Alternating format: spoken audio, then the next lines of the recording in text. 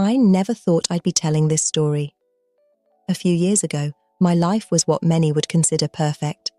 I had a stable marriage, a successful career as a design consultant, and an enviable social circle. But as often happens, appearances can be deceiving, and beneath the surface, the cracks in my seemingly idyllic existence were beginning to show. It all started at a close friend's wedding.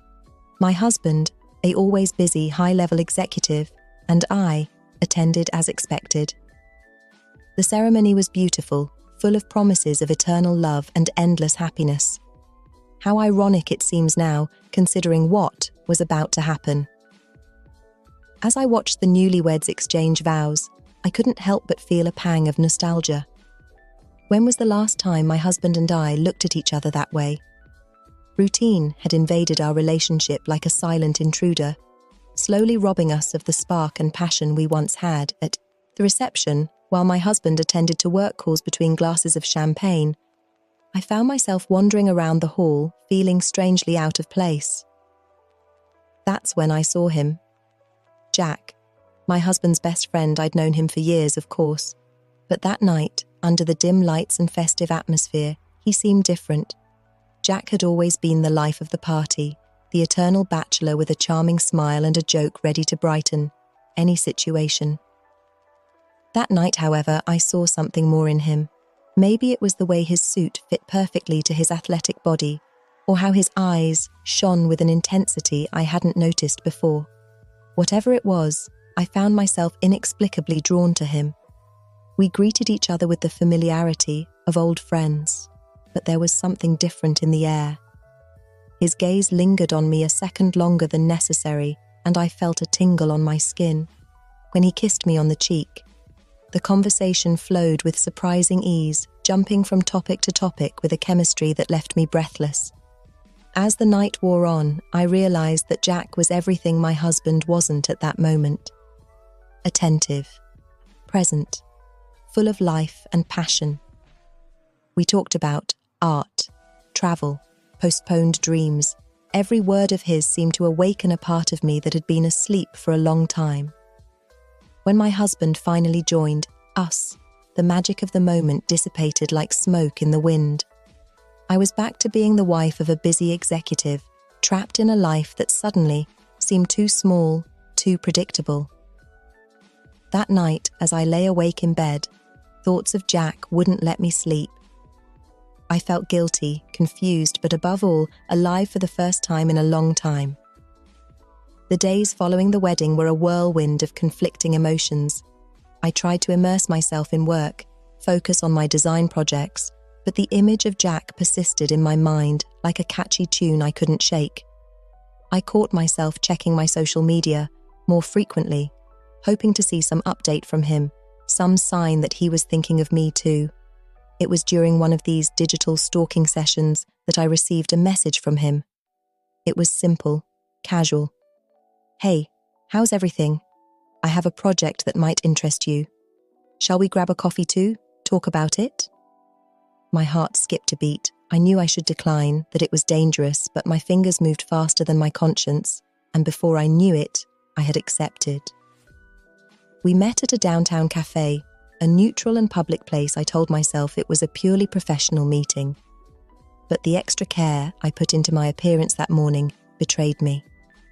When I saw him walk in, tall and confident, with that smile that lit up the whole room, I knew I was in trouble. The project we talked about was real, an interesting opportunity for my career, but as the conversation progressed, work became a pretext for something deeper.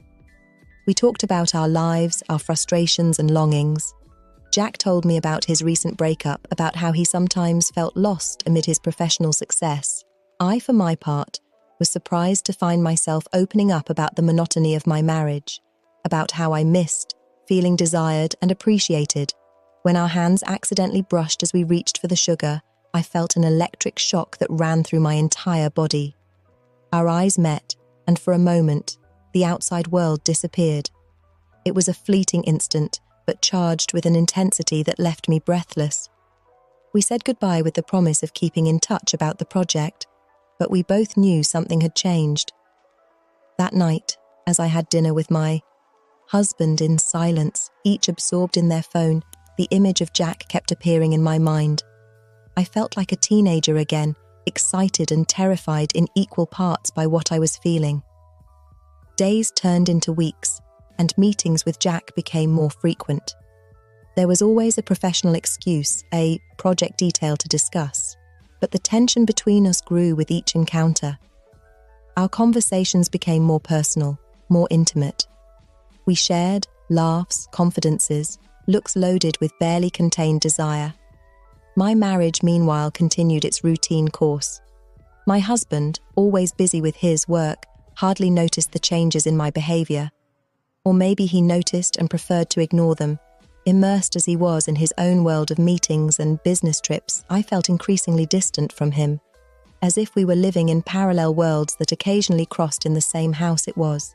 During one of our meetings, when Jack finally crossed the line, we were in his office, reviewing some sketches, when suddenly he fell silent. I looked at him, confused, and saw in his eyes an intensity that left me breathless.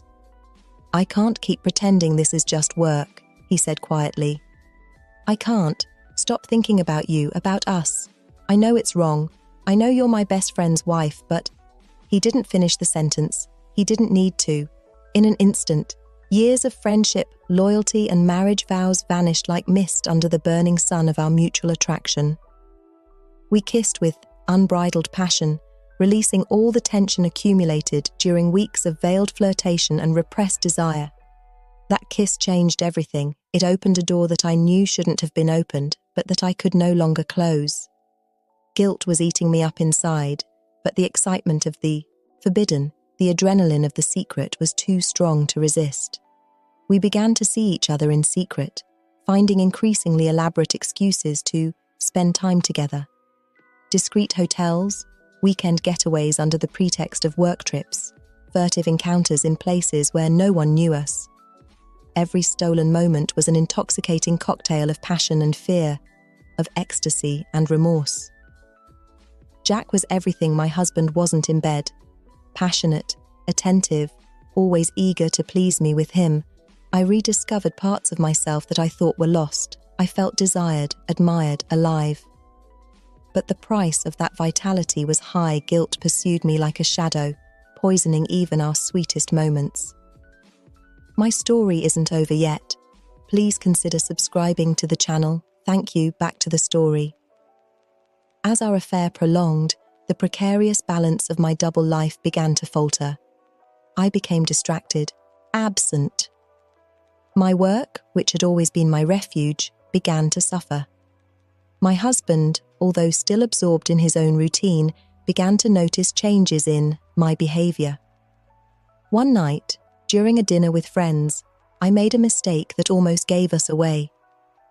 My phone rang with a message from Jack, and in my rush to hide it, my husband managed to see the name on the screen. His gaze darkened for a moment, a mixture of suspicion and pain that chilled my blood. I managed to invent an excuse about a project we were working on together, but the damage was done. The seed of doubt had been planted. From that moment on, I noticed subtle changes in my husband's behavior. Unexpected calls to verify where I was, casual questions about my work schedules. The web of lies I had woven began to close around me, threatening to suffocate me. Jack, for his part, began to push for our relationship to come to light. He talked about leaving everything behind, about starting a new life together. His words, which before filled me with excitement, now caused me panic. Was I really willing to destroy my marriage, to hurt my husband in that way? Was this clandestine love strong enough to withstand the light of day? The tension reached its peak during a party at the home of some mutual friends. My husband, Jack, and I found ourselves in the same room, a situation that had become increasingly frequent and unbearable.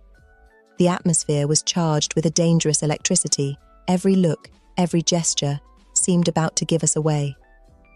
That's when the inevitable happened.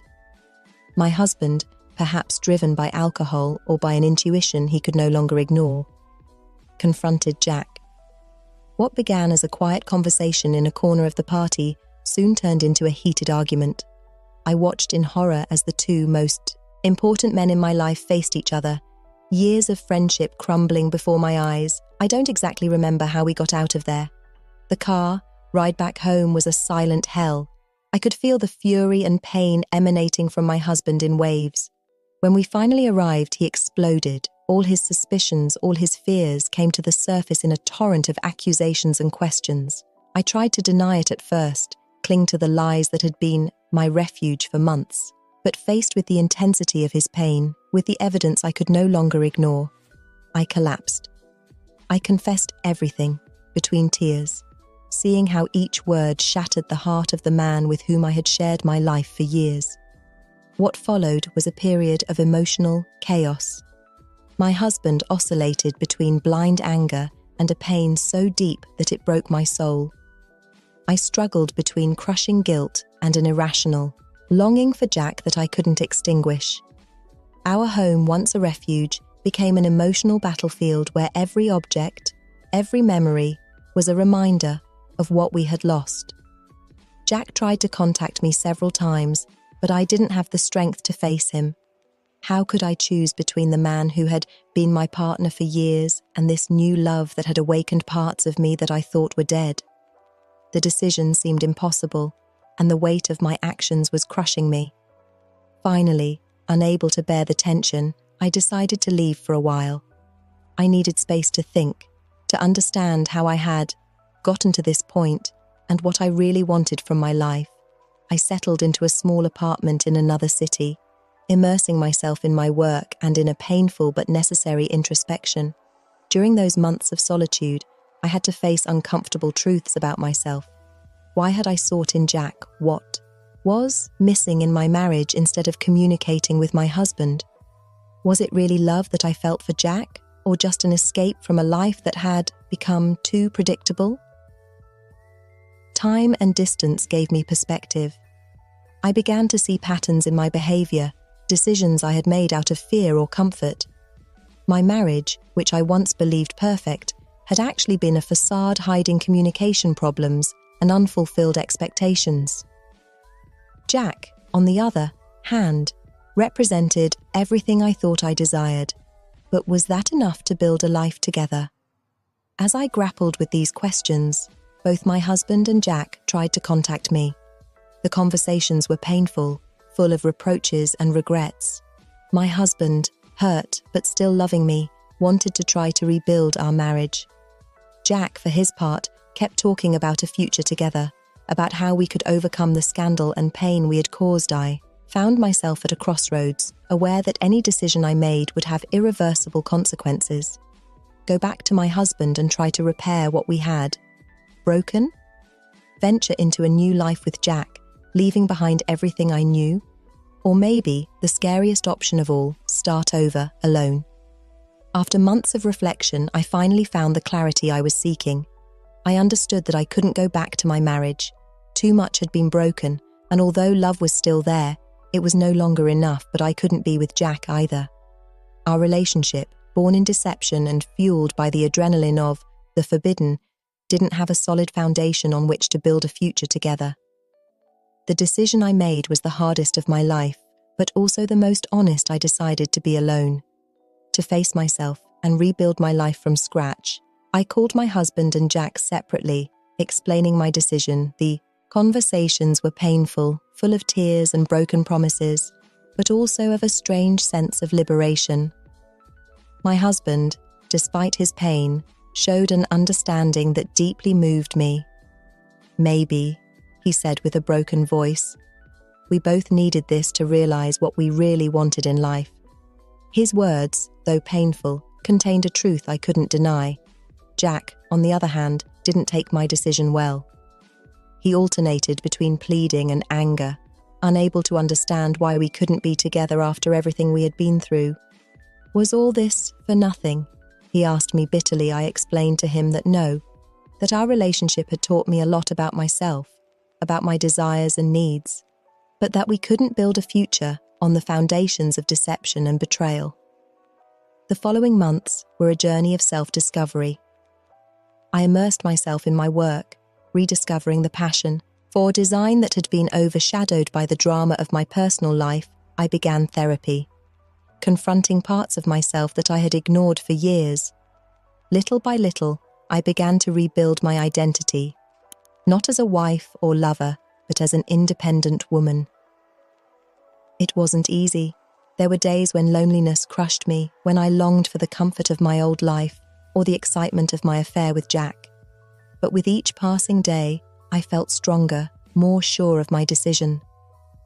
A year after my departure, I ran into my ex-husband by chance at an art exhibition.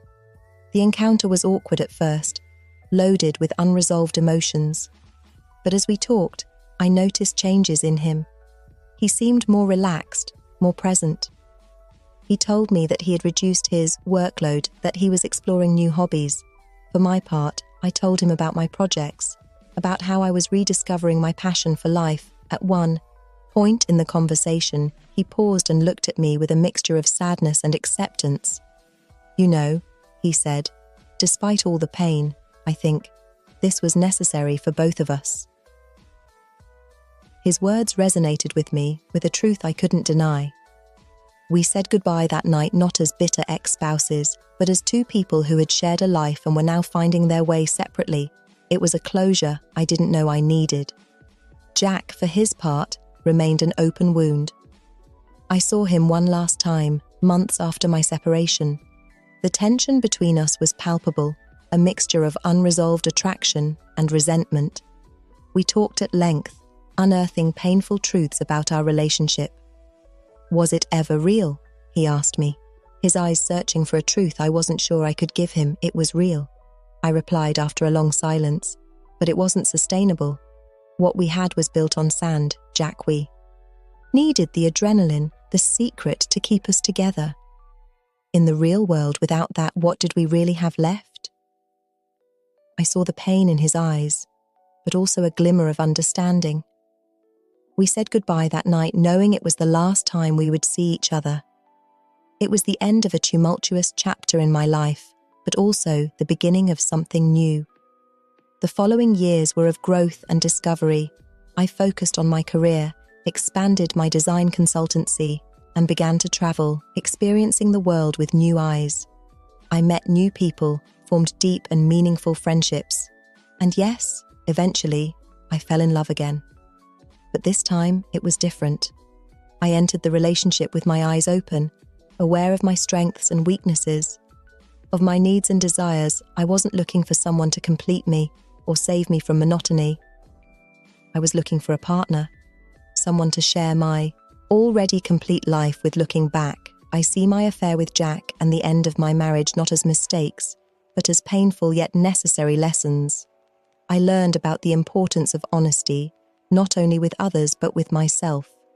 I learned that love, although powerful, is not enough if it's not accompanied by respect, communication, and mutual commitment.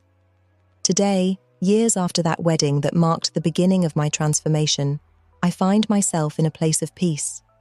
It's not a perfect or uncomplicated peace, but it's authentic. I have forgiven others, and, most importantly, I have forgiven myself. My ex-husband found love again and started a family. We occasionally cross paths at social events, and although we are no longer part of each other's lives, there is a mutual respect that has replaced the pain and bitterness. Jack, as I heard, moved to another city and focused on his career.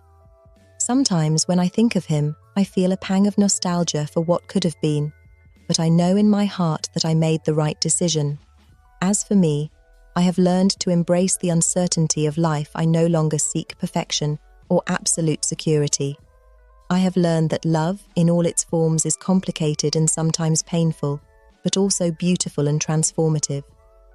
If I could talk to my past self, that restless woman at her friend's wedding, I would tell her to prepare for a difficult but necessary journey. I would tell her that the pain that is to come will turn her into a stronger and more authentic version of herself. I would tell her that true love begins with self-love, and that sometimes we must lose ourselves to find ourselves. This experience taught me that life is rarely black or white, that we are all capable of actions that can deeply hurt those we love, but also that there is a possibility of redemption and growth even after our gravest mistakes today. When I look to the future, I do so with hope and curiosity. I don't know what destiny has in store for me, but I know I'm prepared to face it. With all its joys and challenges, I've learned that true love, whether romantic, familial, or friendship, is based on honesty, mutual respect, and the ability to grow together. And so, as I close this chapter of my life, I realize that my story of betrayal and redemption is just that, a chapter. It doesn't define me, but it has shaped me. It's a part of who I am, but it's not all that I am. To all those who find themselves in the midst of their own emotional storm, I would say, be honest with yourselves and with others, face your fears and desires. The path may be painful, but the authenticity and self-knowledge gained in the process are invaluable. Love, in all its complicated and wonderful forms, remains a powerful force in our lives. But I have learned that the most important love is the one we have for ourselves. Because only when we truly love and respect ourselves can we offer authentic and lasting love to others. And so, with an open heart and eyes set on the horizon, I continue my journey. Ready to love, ready to live, ready for whatever life has in store for me, because now I know that whatever happens, I have the strength to face it and the wisdom to learn from it. This is my story of betrayal, love, and redemption. A story that doesn't end here, but continues to be written with each passing day. Because life, with all its unexpected turns and difficult lessons, is a precious gift. And I'm determined to live it fully, with honesty, courage, and above all, with love.